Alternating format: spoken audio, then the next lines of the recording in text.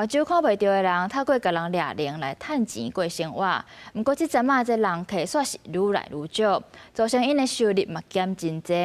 云林县府甲因提供协助，除了拍影片到宣传，嘛补助因的设备翻新，希望鼓励民众来甲因斗支持。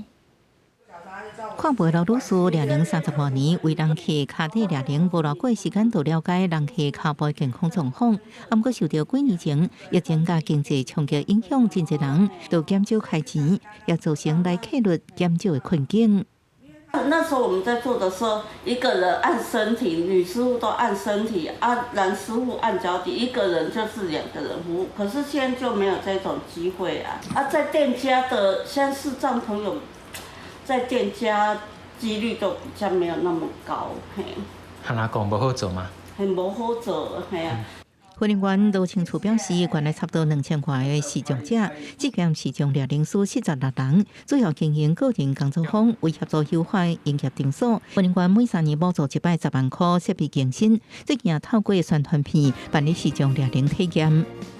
就是疫情虽然开放了，但是就是会有，现在目前依我们的统计，大概减了30%嘛。